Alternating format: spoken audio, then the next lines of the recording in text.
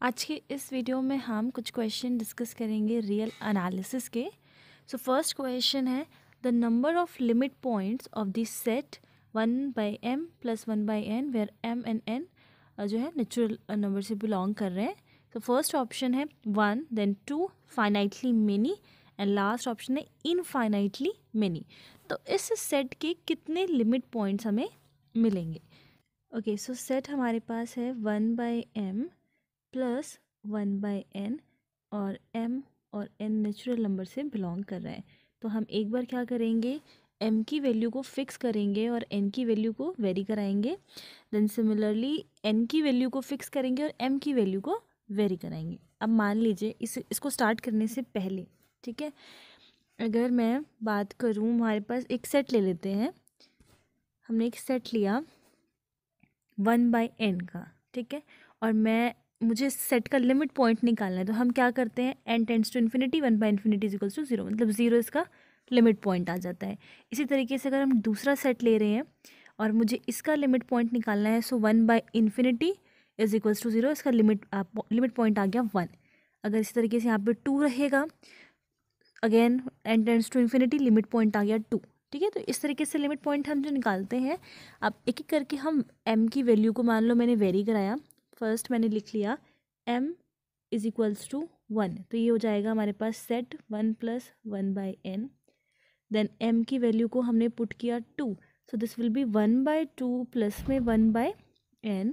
Then m की value को हम 3 पुट करेंगे, so it will be 1/3 + 1/n and so on. इसी तरीके से m की वैल्यू को 4, 5, 6 और ये कंटिन्यू रहेगा। नेचुरल नंबर है तो सारे नेचुरल नंबर्स हम 1/1 करके लेंगे।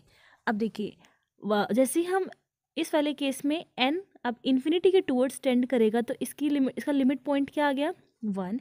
इसका लिमिट पॉइंट आ जाएगा हमारे पास 1/2, इसका लिमिट पॉइंट आ जाएगा 1/3 एंड इसी तरीके से 1/4, 1/5, 1/6 एंड सो ऑन, लास्ट में 1/n where n belongs to natural number.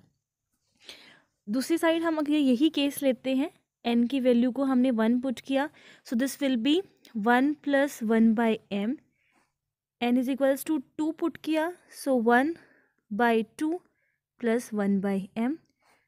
n की वैल्यू को हमने 3 पुट किया, सो 1/3 1/m एंड सो ऑन। ठीक है, अब वही सेम चीज़ है, m टेंड्स टू इन्फिनिटी होगा, इस केस में n tends to infinity, now m tends to infinity. क्योंकि जैसा मैंने अभी आपको सेट बताया कि हमने 1/n सेट ले रहे हैं, तो हम क्या कर रहे हैं, n को अप्रोच करा रहे हैं इन्फिनिटी के टूवर्ड्स लिमिट पॉइंट निकालने के लिए। अब यहाँ पर आपके पास m भी है नेचुरल नंबर से और n भी है, तो क्या करेंगे, एक बार n को इन्फिनिटी के टूवर्ड्स अप्रोच कराएंगे, देन एक बार m को कराएंगे, फिर n और m दोनों को कराएंगे। क्लियर है ये बात? तो तीनों एक बार ये वाला केस ले रहे हैं, फिर ये और लास्ट में ये। ठीक है, सो इसी तरीके से अब इसका लिमिट पॉइंट क्या आ जाएगा, as m tends to infinity 1, इसका आ जाएगा 1/2, this will be 1/3 and so on, last में 1/n। ठीक है, तो देखिए, अब मुझे सेट बनाना है, लिमिट पॉइंट्स का सेट बनाना है, तो मैं एक ही बार मेंशन कर सकती हूँ ना 1/n, क्योंकि इस केस में भी वही लिमिट पॉइंट आ रहा है, इसमें भी 1 है, इसमें भी 1, इसमें भी 1/2, इसमें भी 1/2, इसमें भी 1/3, इसमें भी 1/3। तो लिमिट पॉइंट्स के सेट में मैं 2 बार ना लिख कर एक बार लिख सकती हूँ यही सेम चीज़, क्योंकि बार वही सेम चीज़ आ रही है ना मेरे पास, तो यहाँ पर भी 1/n, यहाँ पर भी 1/n, या फिर आप 1/m बोल लो, एक ही बात है। क्लियर है? तो ये दोनों केसेस हमने देख लिए। थर्ड केस जब हम देखेंगे 1/m + 1/n का, तो दोनों ही, यहाँ पर भी m टेंड्स टू इन्फिनिटी, ये भी m टेंड्स टू इन्फिनिटी, 1/∞ = 0, तो एक हमारे पास लिमिट पॉइंट मिल गया 0। तो अगर मैं इस सेट की, ये जो सेट हमें गिवन है, इस सेट की अगर मैं लिमिट पॉइंट की बात करूं, तो लिमिट पॉइंट का सेट मेरे पास हो जाएगा 1/n where n belongs to natural number. ठीक है, ये तो रहेगा ही, और यूनियन सिंगलटन 0, ये इसका लिमिट पॉइंट हो जाएगा। ठीक है, फिर से मैं मेंशन कर देती हूँ, 1/n, जहाँ पर n हमारा नेचुरल नंबर से बिलोंग कर रहा है, ये सारे लिमिट पॉइंट होंगे इस सेट के, और यूनियन सिंगलटन ज़ीरो, ज़ीरो भी इसका लिमिट पॉइंट होगा। तो आप देख सकते हो काफ़ी सारे इनफाइनाइटली मेनी हमें लिमिट पॉइंट्स मिल रहे हैं। तो पहला ऑप्शन है 1 मिलेगा, so this is wrong.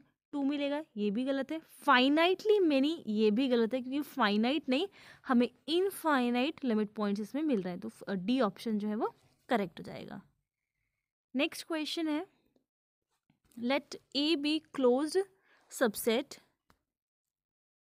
Late A B close subset of R, और यहाँ पर गिवन है कि ये जो आर है ए उसका कोई क्लोज्ड सबसेट है। ठीक है, ये एक इम्पॉर्टेंट बात हमें पता है ए सेट के बारे में कि क्लोज्ड है, और ये ए जो है एम्प्टी सेट के बराबर भी नहीं है, और ये जो है ए इस आर के बराबर भी नहीं है।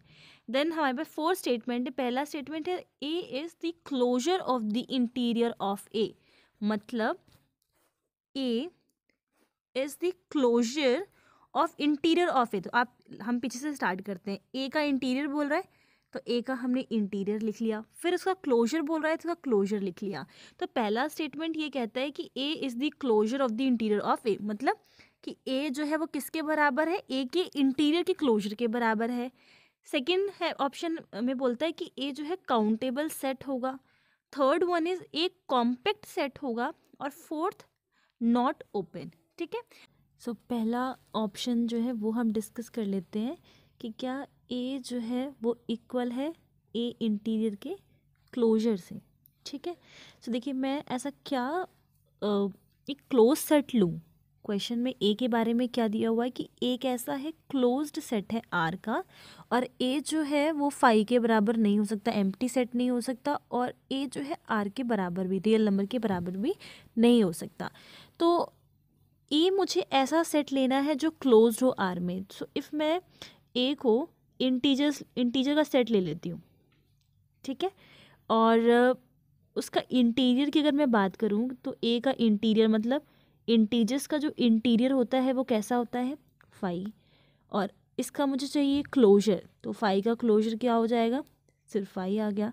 तो क्या ए और ए के इंटीरियर का क्लोजर ये दोनों बराबर है, नहीं। क्वेश्चन में बस हमें इतना पता था कि जो ए है वो कैसा है, क्लोज्ड है आर में, और ये दोनों कंडीशंस हमें पता थी कि दोनों एक दूसरे के बराबर, सॉरी नॉट इक्वल्स टू लिखना था मुझे यहाँ पर, ये फाई के बराबर भी नहीं है और आर के बराबर भी नहीं है। इसलिए मैंने एक काउंटर के लिए एक एग्जाम्पल ले लिया कि अगर मैं ए जो है इंटीजर्स का सेट मान लेती हूँ, तो मैंने उसका इंटीरियर निकाला फिर क्लोजर निकाला, तो वो क्या आ रहा है, फाई, आपस में दोनों बराबर नहीं है।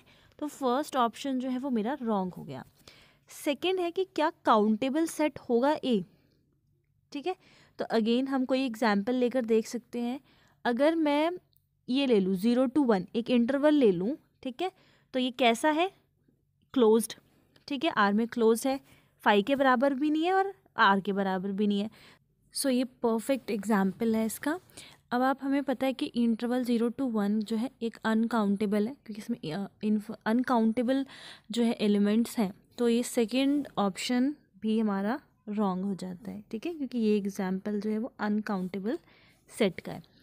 थर्ड हमारे पास है कॉम्पैक्ट, कि क्या ये सेट जो है वो कॉम्पैक्ट होगा।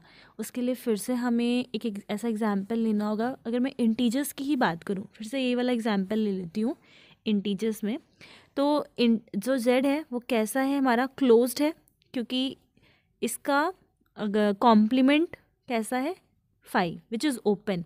तो अगर क्लोज सेट कब होता है, जब उसका कॉम्प्लीमेंट कैसा हो, ओपन हो। तो इंटीजर हमारे पास क्लोज्ड है बट ये बाउंडेड नहीं है। ठीक है, तो कॉम्पैक्ट क्या होता है, कॉम्पैक्ट सेट कैसे होते हैं, क्लोज्ड और बाउंडेड दोनों होते हैं। तो मेरे पास ये जो एग्जांपल है उसमें ये क्लोज्ड तो है पर बाउंडेड नहीं है, तो मेरे पास जो थर्ड ऑप्शन है वो भी रॉन्ग हो गया। सो लास्ट ऑप्शन जो फोर्थ है वो करेक्ट हो जाएगा, और वो करेक्ट कैसे होगा वो भी हम डिस्कस कर लेते हैं। सो फर्स्ट हमारे पास रॉन्ग हो गया, सेकंड भी, थर्ड भी नॉट ओपन। ठीक है, अब देखिए जो ये हमारे पास 5 है और ये आर सेट है, मतलब एम्प्टी सेट और फुल सेट, ये दोनों ही हमारे पास कैसे होते हैं, ओपन भी होते हैं और क्लोज भी होते हैं। ठीक है, इन दोनों को छोड़ के फाइव फुल सेट और एम्प्टी सेट, इन दोनों सेट्स को छोड़कर हमारे पास कोई भी ऐसा सेट नहीं होता जो दोनों हो, ओपन भी हो और क्लोज भी हो। तो एक ऐसा है क्लोज्ड है, इसका मतलब वो ओपन नहीं होगा, तो डी वाला जो ऑप्शन है वो करेक्ट हो जाएगा। ओके, सो आई होप आपको ये दोनों क्वेश्चंस जो है वो क्लियर है। इन केस कोई भी डाउट होता है तो आप लोग मुझसे पूछ सकते हो, एंड थैंक यू।